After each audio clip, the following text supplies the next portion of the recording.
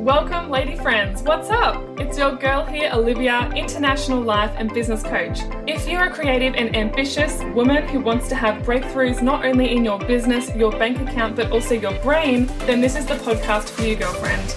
Get ready to rock your online business, master your social media presence, and monetize your passion from your mobile. Woo! It's time to elegantly strap on those lady balls and jump in. Are you ready to start slaying your side hustle? If so, then join me. Let's get started.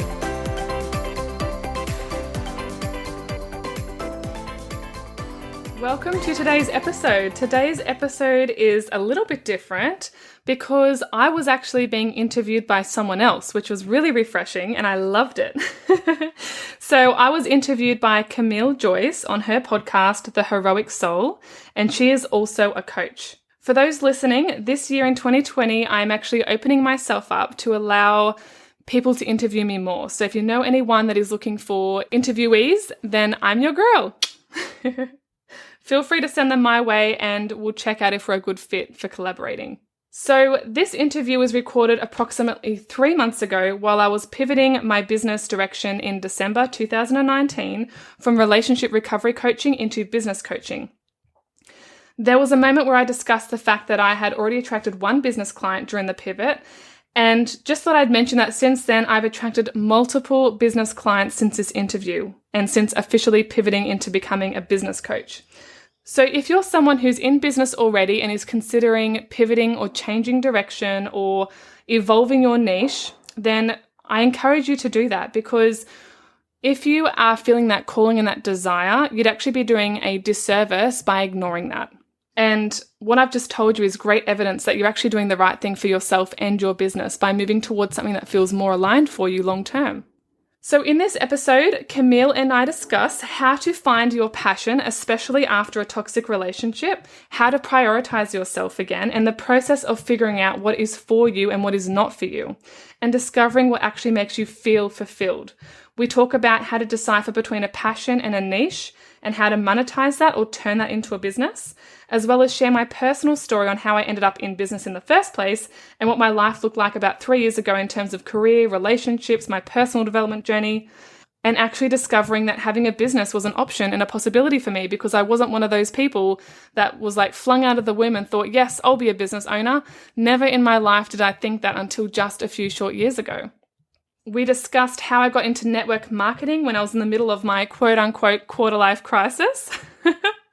And you know what? There's actually a lot of people that I come in contact with that stop themselves from starting a business because of things going on in their personal life or issues that are going on behind the scenes.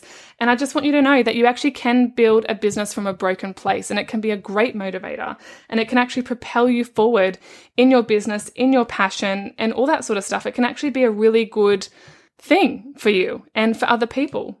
It doesn't have to stop you. It doesn't have to be a roadblock. It doesn't have to be a huge obstacle. It can actually propel you forward.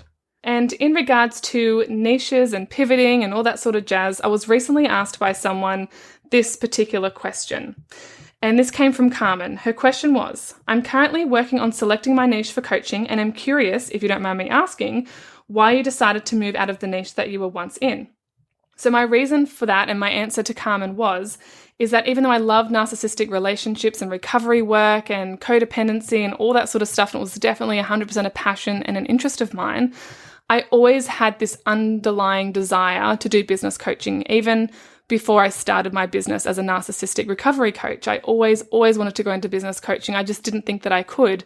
And the reason why I say that is because, and once again, my own personal coach highlighted this to me. She's like, well, you can only really be a business coach once you have some success and you know the journey. And at the moment, you've just started out, you don't have any clients, you don't know the themes and patterns of what's going on with your tribe yet.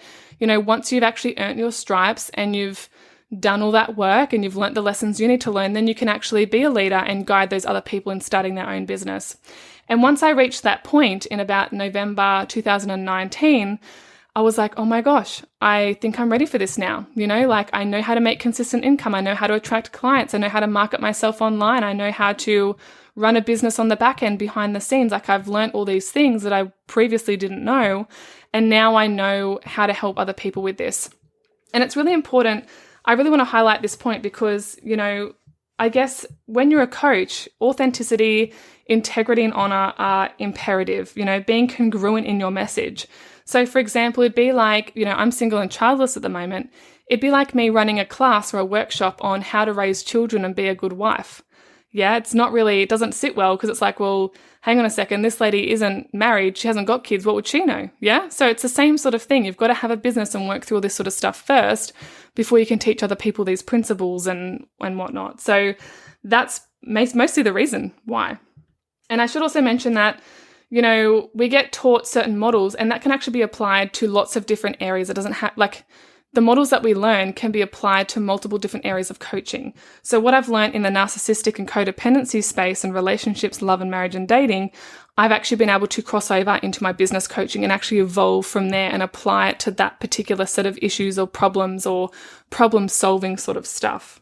And interestingly enough, in this episode with Camille, we actually talk about how narcissistic traits and codependent traits can impact your level of success in business. And I also share some exclusive models with you guys that I normally only share with my tribe in my Facebook group or with my private premium one-to-one clients. So if you know someone that would benefit from hearing this episode that's feeling stuck in their personal life, but they want to start a business, or perhaps their personal life issues have actually gotten in the way of running their business, then feel free to send them this episode. This might really help them. And check out Camille's podcast at the Heroic Soul Podcast. Sit back and enjoy, ladies. Hey, Olivia. Hello. Thank you for having me today. Thank you for the gift of your time and being a guest on my show today. I am very excited for what you have to share with us on the topic of finding your passion and how this can empower people to living their lives more fulfilled. And as we begin, I would just like for you to share with us your life coaching journey and what has led you to becoming a business coach today. Yeah, so it's a bit of a story, so I'll try and keep it short. So long story short, for people who don't know me, I'm 29 years old and I live in Australia, 2 hours from Sydney in Newcastle.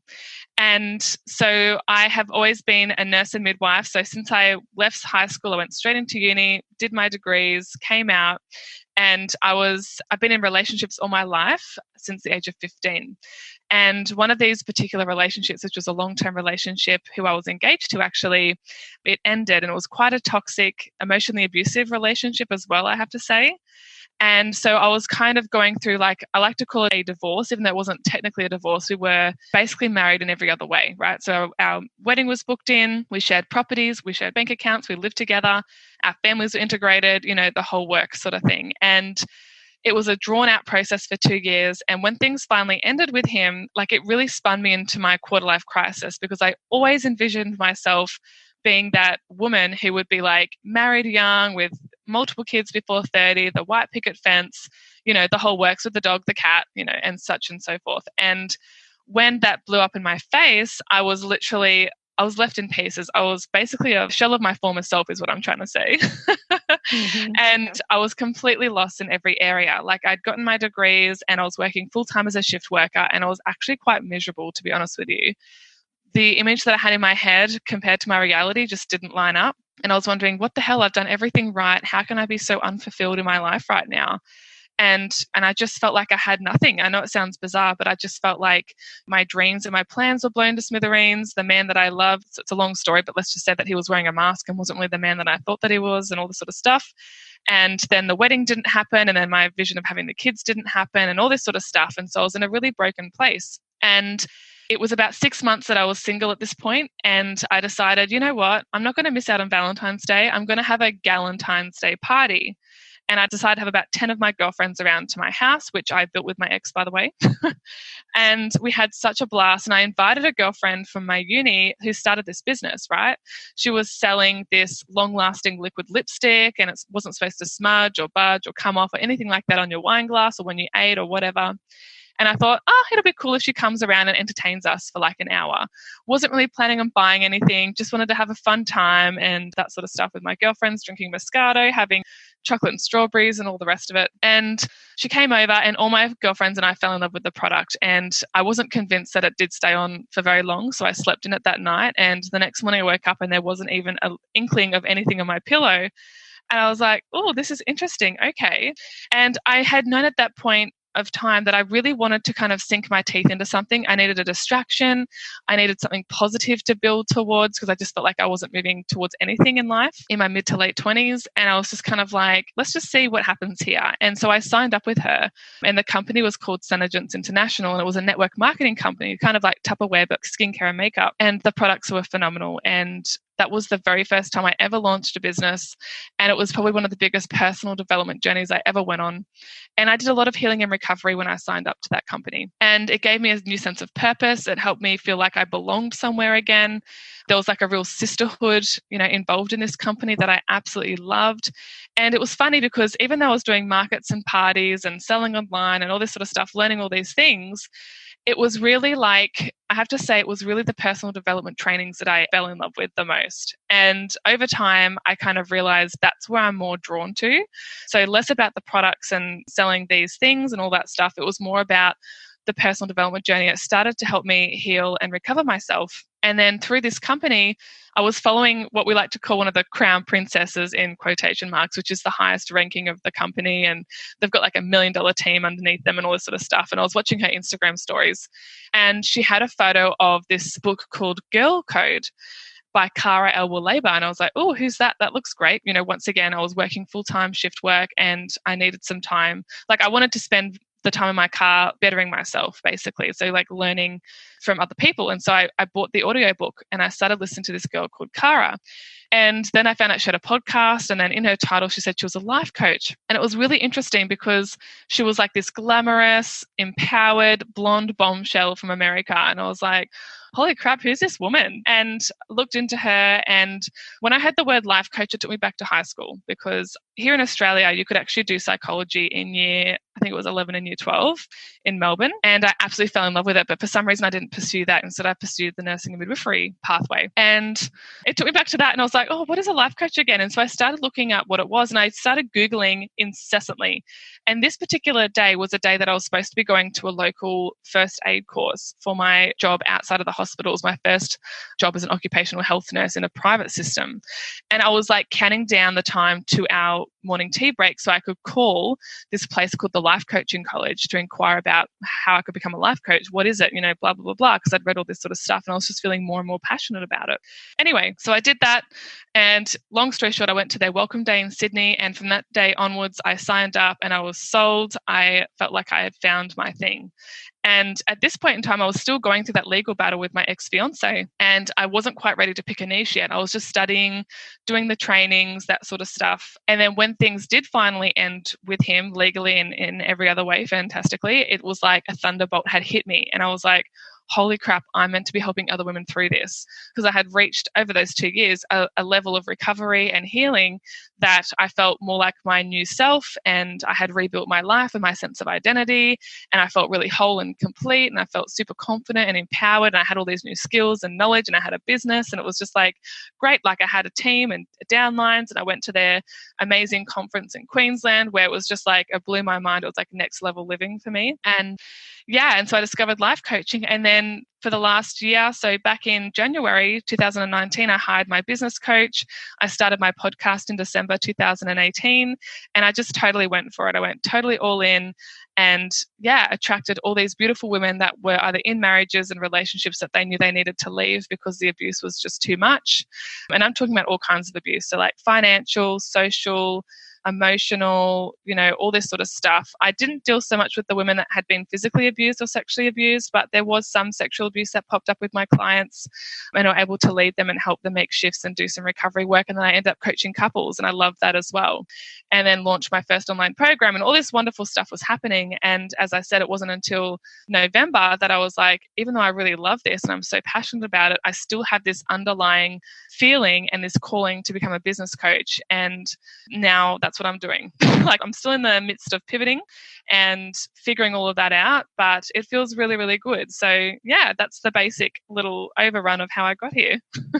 Such a beautiful story. And what keeps standing out to me is everything was just a step in your process. Like every moment, every significance that took place that caught your attention, and you grabbed hold of each of those and just started to pay attention and sought a little bit more information about it. And it just led from one thing to another. Yeah, that's a beautiful way to describe it. Like I was really in a place where I was honestly in such a bad place that I was like, I grew up religious, and then, when I got with my ex, wasn't religious anymore, and I wasn't spiritual or anything. And it got to a point where I was just like begging anything and everything that was out there to show me the way. I was like, Buddha, God, Jesus, anything, energy, Mother Nature, Mother Teresa, whatever, like just give me a sign. I'm lost. I want to be led. What am I meant to do with my life now? Blah, blah, blah. Like that's pretty much where I was at. And, in hindsight, looking back on all that, it definitely was a stepping stone from one thing to the other. And the beautiful thing about that is like it was all fulfilling in its own way for that version of me. And it really helped me feel like I was making a difference. And by not focusing so much on my own suffering and focusing on helping other people with their stuff, even like, selling someone the right product for them, or having a party for someone that was a bit lonely and wanted to have people over to their house. Those sort of things really made the whole experience so much more fulfilling. And then feeling connected to something greater than myself and what was going on in my own life definitely helped pull me out of that sooner rather than later. Right, right. I think it's such a beautiful, beautiful story. Thank you for sharing all of that, because it is going to tie into all of my other questions here that I'm going to ask you. And so interesting, your focus and those individuals that you've helped in, with narcissism or emotional abuse, or, all those different types of forms of abuse that people can experience. Because my coaching at the Heroic Soul is geared towards emotional abuse in particular, and empowering individuals to break free and reclaim their life. And that may include, something similar to what you've experienced, is discovering that there is a path for you, and paying attention and seeking more information, and then guiding you to what it is you really want to be doing. And what I have found in my work is that people are often held back by their past experiences, and they struggle moving forward. They struggle leaving an unhealthy job or seeking another job, or even struggle to start their own business. So I love the pivot that you are making, and I want to talk a little bit more about that. So to help our listeners better understand how being a victim of abuse and business go together, can you tell us the correlation? Yeah, absolutely. So firstly, for me, I don't even like the word victim. So I never identified myself as being a victim, even though I really was. Yeah, like I never wanted to feel like I already felt powerless enough as it was, right? Like I still had a glimmer of hope, but I didn't want to label myself as being I already felt, somewhat powerless. I already felt downtrodden. I already felt like the underdog. And then calling myself a victim, it felt icky to me. I just didn't want to be that person, because I knew that I didn't want to be feeling like I was forever. I wanted to find a way out of it. I wanted to take back my power. I wanted to feel empowered again. I wanted to step into my power. I wanted to have a voice. I wanted to stop people pleasing my way through life and relationships and all this sort of stuff. So what I find is like when we have been more on the codependent side of the scale, so there's actually a scale by a psychiatrist called Ross Rosenberg, and it's called the Continuum of Self-Theory. And he talks about how the general population either sit on one side or the other. So they're either more on the codependent trait side, or they're more on the narcissistic trait side. So someone that's narcissistic is very good at taking, and then someone that's codependent is very good at giving. So it's kind of like a lock and key scenario. But there's different levels to that, where it gets like, healthy and functional to completely dysfunctional and completely unhealthy. And so for me, as more of the codependent sort of personality, I was definitely on the lower end of the scale, literally having no boundaries, not able to say no, people pleasing my way through life, all that sort of stuff, right?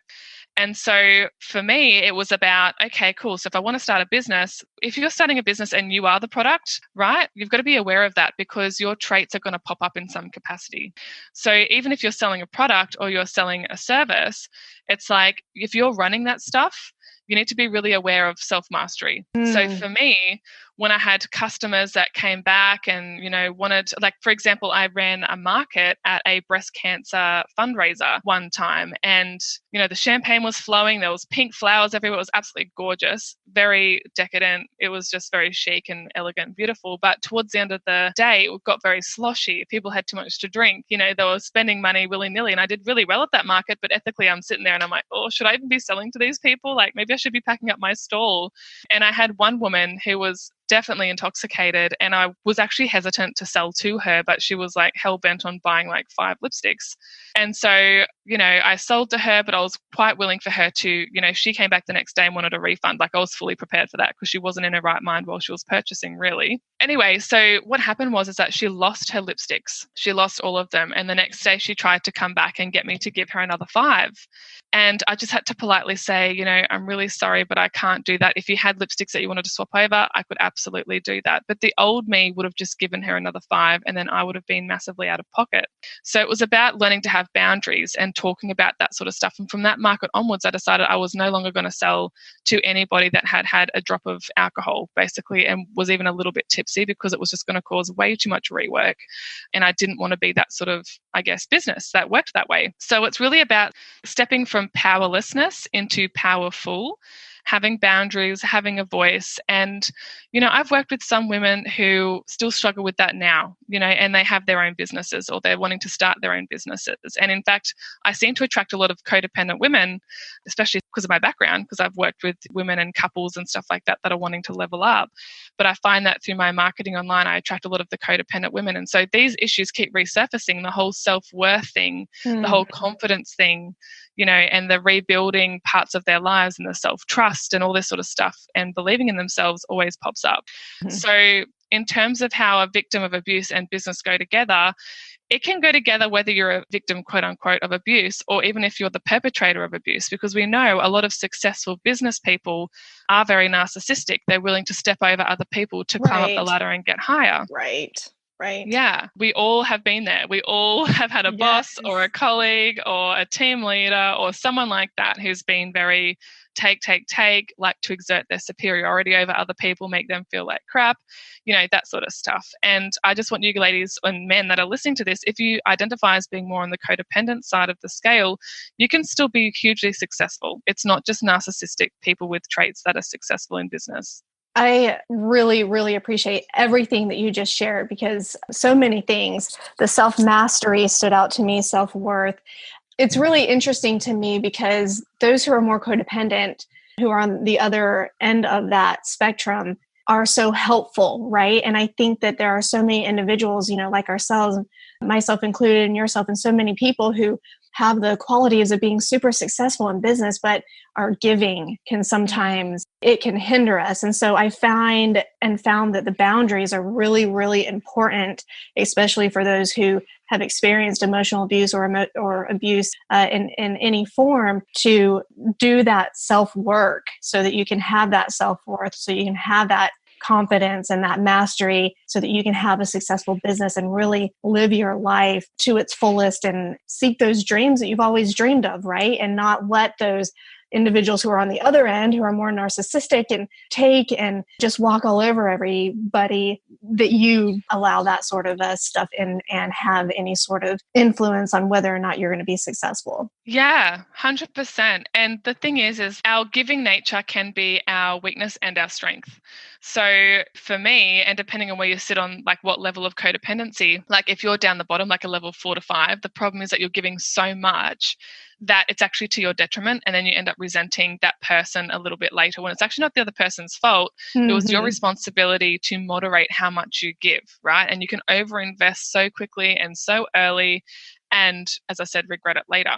So it's about realizing, more about yourself, your personality, your strengths and weaknesses, but also then moderating how much of that you give out. So even though I'm always going to be on the codependent side, I have worked on myself that I actually know when I'm overgiving, when I'm overinvesting, when I, have to rein things in a little bit and be very aware of my behavior and my thought patterns. And so when you can do that, that's great, because no one wants to have a business where they're constantly catering to the customer and the client all the time, and then they're totally worn out. So like even as life coaches, there's a sense of where we're giving to the other people like it's this thing that's greater than ourselves.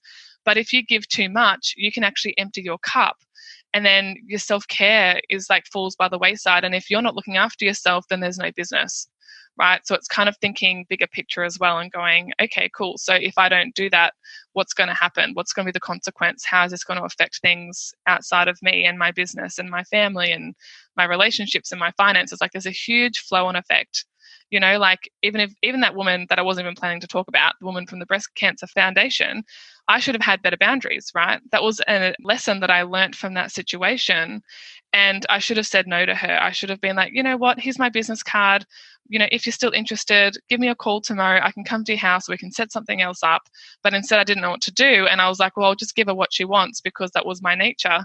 But instead, it actually bit us both in the bum. Right. Yes. So helpful for people to learn and understand that there are steps in getting yourself prepared to have that business and do those things that you've always imagined yourself doing. And a lot of that is that self-work kind of seems like to be the first step in setting those boundaries and having those sorts of, not really contracts, but just how you position what it is that you are selling or what it is that you're giving with people right off the bat at the beginning, right? Reframing it, for yeah, sure. That's right. That's right. I want to dive into finding your passion and helping people discover what their passion in life is. So if somebody has been in an abusive relationship, whether it be through emotional abuse or narcissism or codependency, whatever that may look like, how do they find their drive or their passion in life? Ooh, this is such a juicy question. I love it.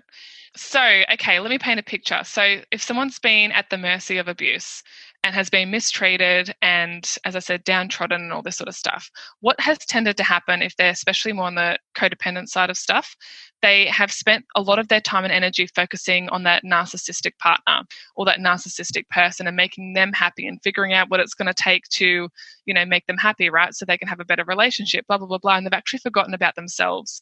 So it's very normal when there's been a breakdown of a relationship that they're standing there and they're like, okay, so who am I? What do I even like? What can I do on my own? Like there's like a whole new rebirth and a spiritual transformation that happens here. And so one of the beautiful things about coming out of these sort of relationships is that you get to kind of like rediscover who you are all over again and even rebuild who it is that you want to be. So envisioning, like, whether it's Rachel listening to this, Megan, Julia, Sophie, whoever it is that's listening to this, I want you to think about what your higher version, like the highest version of yourself looks like. How could you be living your best life? What is that version of you? How does she live? Like, what does she wear? What does she look like? How does she behave? How does she present herself at work or at home or in a future relationship? And getting really clear on, who that person is.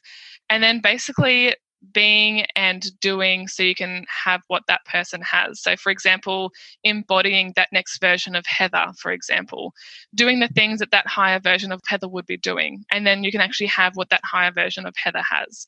So, for example, for me, I was sitting there and I was like, okay, what do I really want out of life? What am I even passionate about? What are my hobbies? What am I interested in?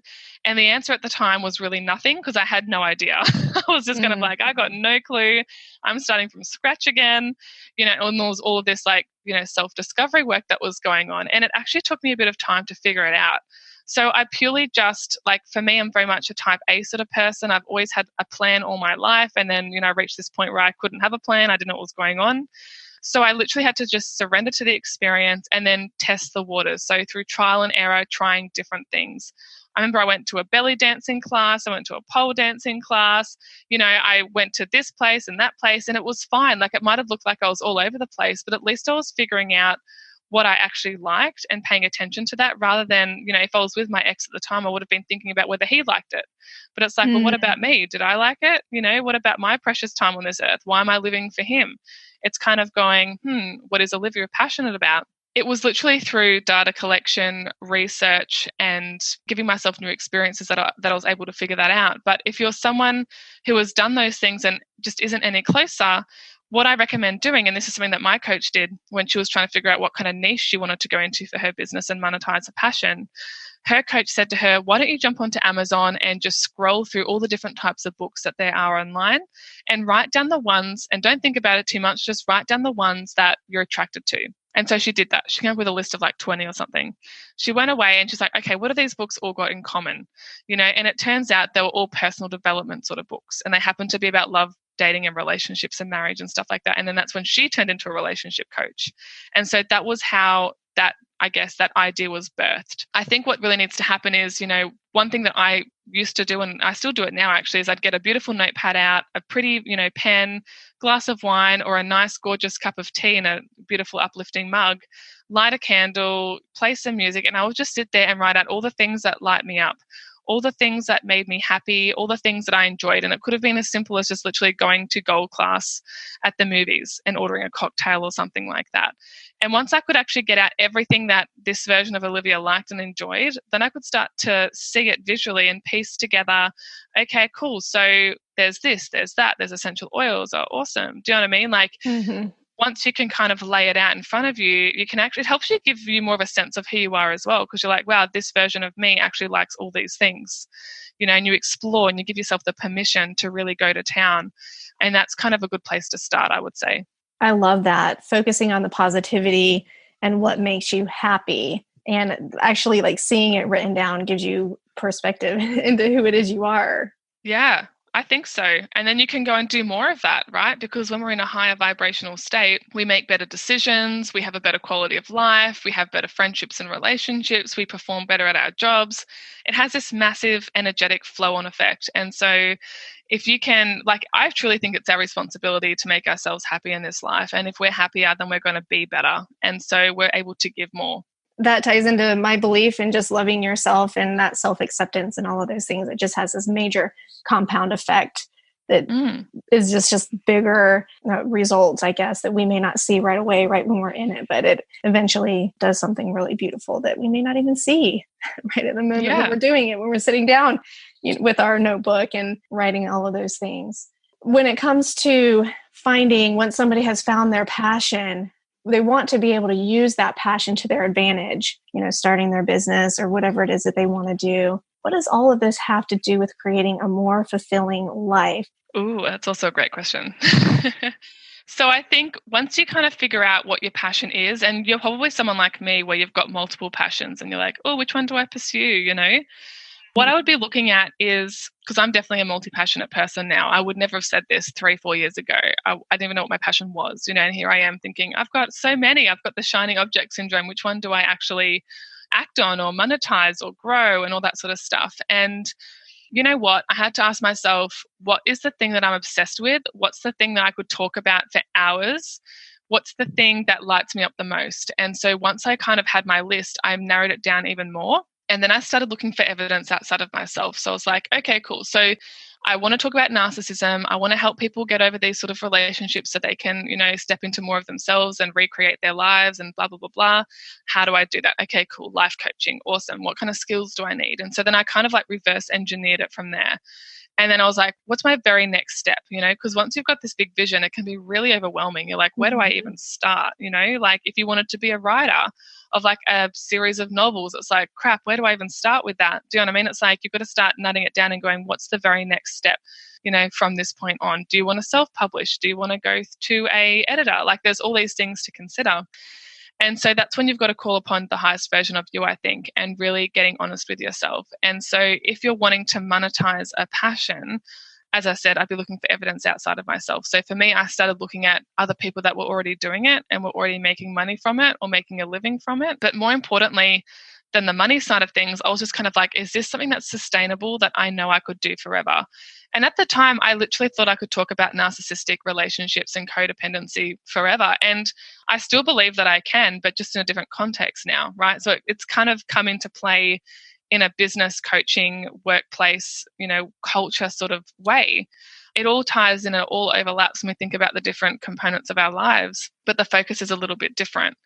And so, yeah, I think once you find what that is, and it may not just be one thing, I think you're a step closer. So just appreciating and being grateful that you even have that. Do you know what I mean? That's more than probably what I'd say is like 70, 80% of the population. Most people, you know, as a kid, we're told we can do anything and be anything we want to be. But then as an adult, we feel like there's so many restrictions and limitations, and we've got our own fears and limiting beliefs that pop up that get in our way. And then we just think, oh, that's not even possible, or it doesn't pay the bills right now, so it's not worth doing. Yeah, so I think it really is everyone's responsibility to find what fulfills them, because one of my greatest fears was getting to the end of my life, and the average lifespan is about 82 years now, getting to the end of that and going, did I do the things that I wanted to do that would allow me to live my most fulfilled, best life possible? Or was I just doing what I was expected to do? You know, stay in a full-time job, pay the bills, live Groundhog Day over and over, do what everyone else is doing and not questioning the system. I really wanted to be able to get to the end of my life and go, crap, yeah, I did everything I possibly could to live it up. Like I took the risks that I needed to take, and, I filtered my time and energy and poured myself into something that I loved. Like that for me was a big drive. So moving away from pain and moving towards pleasure, I feel like that's a really big, drive for humans in general, because no one really wants to be in pain, right? Everyone wants to live the life. And when you have social media showing you the highlight reel, comparisonitis comes into play, and that's a whole nother conversation. Yeah, I think a lot of times that pain sort of validates for people what it is that they experience. But it's so interesting, the space that we will stay in when it comes to that pain or whatever we've experienced when we've been mistreated or, taken advantage of or whatever it is.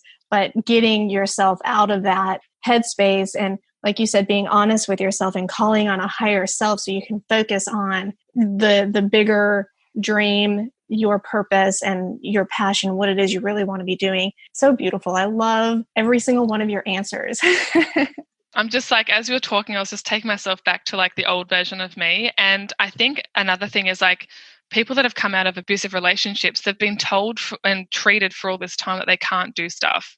Right. And so, if you're out of that relationship and you're listening to this, you don't have that person telling you that you can or can't do something anymore. This is your life now. You get to decide what you do with it. You don't have to get permission from them. You don't have to seek approval. You don't have to have your behavior conditioned to the way that they've trained you to be anymore.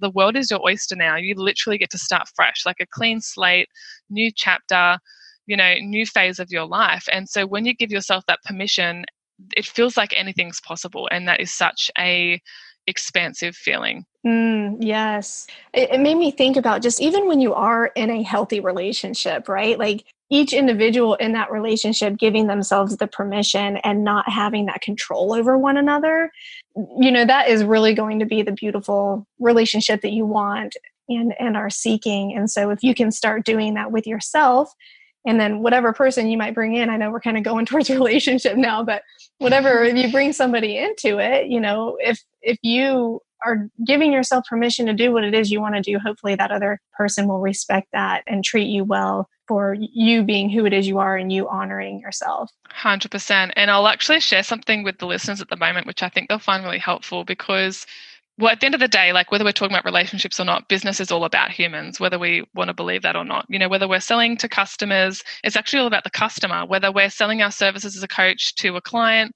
it's about our relationship with a client and nurturing that and developing a rapport and all this sort of stuff. But if we're bringing it back to a romantic capacity and we're wanting to start a business, but we feel like our partner may not approve, or we feel like we've got to kind of get them on board and all this sort of stuff, there's actually a thing called the pendulum. So, those big old clocks where the pendulum would swing from one side to the other? So I want you to kind of visualize this. So on one side, you've got codependency, which is where you're totally basically reliant on that other person, right? So you're very dependent, but it's called codependency. And then if you swing the pendulum all the way to the other side, that's called independence. And that's kind of like where it's like, I don't need no man, like that sort of attitude, which is like empowering, but it's also not very helpful for your future love life, right? Everyone goes through it when they go through a breakup, but you don't necessarily want to stay in that space either, because that can be also toxic, right? The toxic femininity and the whole like, I don't need anyone, I don't need love, when it's like actually a basic human need. So we're just denying ourselves, right? So being codependent or independent are both not places you want to be long term. Where you want to be is actually in the middle of those. So when the pendulum's not swinging, that's called interdependence. So it's where you've got a healthy amount of codependence and a healthy amount of independence. And that's where functional, healthy relationships sit. So if you are in a healthy, functional relationship, that partner should be wanting to support you to become the best version of yourself. They might have a few questions about how it will all work, but at the end of the day, they're not going to stand in your way and hold you back. They're going to be like, hey, babe, I know you're passionate about this. I'm kind of struggling to figure out how this is going to play out in our lives together. Can you enlighten me a little bit? And then you can have a discussion around it rather than them going, I don't want you doing this. It's a waste of money. It's a waste of time. It's taking away from our children, blah, blah, blah, blah. But it's also not like, well, screw you for making this decision without me, or I'm going to do it anyway. Like it's none of that sort of stuff. And it's more about working together as a team. knowing who it is that you are and having those individuals who will support you and what it is you're trying to do and working together. If it means a more intimate relationship or a closer relationship with somebody, figuring out how to make everything work for one another. So, but most importantly, you finding your passion. Where can people find your work, Olivia, and subscribe to your podcast, hire you as a coach in business and all of the things that you're doing? Well, as you guys know, I'm going through a rebrand at the moment. So everything's changing at the moment. Instagram at the moment is currently called Olivia Powell Coaching with no spaces in between the words, just Olivia, Olivia, Powell, Powell, Coaching. That's my Instagram handle. I don't think that'll be changing though. I think I'm going to keep that the same. My Facebook group has got over 1,000 women in it, and I've recently changed it from Overcoming Narcissistic Relationships with Olivia, which is really long, by the way, to Slaying Your Side Hustle, because that's where I'm going to be focusing my energy now, is helping people start their own businesses, launch them, monetize them, have consistent income on the side of their day jobs, and actually reduce their hours. Because I feel like there's like this big gap between like starting a business and then expecting to be a 6-figure coach, or starting a business and being an overnight success. And that's not the case for the majority of the population. It takes time to build these things up, like anything good in life, right? And then on my podcast, so that'll be changing again, but at the moment it currently stands at Overcoming Narcissistic Relationships with Olivia.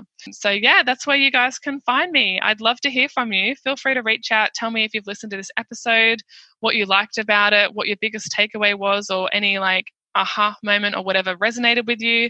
And if you want to work together, let me know, because I've got a book full of clients. I'm actually helping my first business client who signed on for a 6-month package to become a relationship coach, which is super exciting as well. So yeah, good things ahead for 2020. That is so wonderful. Thank you so much for being on my show today, Olivia. Your insights and perspectives have been really valuable at helping people better understand how to find their passion and how that ties in with business and how their experiences can affect whether they're living a more fulfilled life. Thank you. Thank you again for your time. Well, thank you so much for having me. Like, I love talking about this sort of stuff. It totally lights me up. And, you know, it was the reason why I do this sort of thing is because I remember sitting, you know, my old self sitting in the car on the way to a job that I was absolutely hating and miserable, and, you know, working as full-time shift worker or driving 4 hours a day in my occupational health job, and sitting there and going, what the hell am I going to do with my life, you know, out of that toxic relationship? So if I can help someone that's in a similar sort of situation, then that is really like fulfilling for me. So thank you so much for having me on this episode and having such awesome questions to answer. You are welcome. Thank you.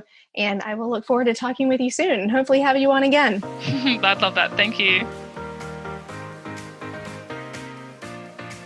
Thank you so much for tuning in and for spending this beautiful time together on the Slaying Your Side Hustle podcast. I am so glad that you stopped by, and if you want to stop by again, then hit the subscribe button for future episodes. For more beyond this podcast, you can email me at oliviapowellcoaching@gmail.com, or you can even send me a Facebook DM telling me what you thought and what you'd like to hear more of. Feel free to hang out with me on Instagram, tag me, or share my stuff on your stories, whatever you like. If you could just take 1 second to share this episode with someone who would love it, then that would truly be amazing, and this would continue to contribute to the greater good by spreading the love to thousands and thousands of like-minded entrepreneurial and business women around the globe. Isn't that a cool thought? I think so too. See you in the next episode.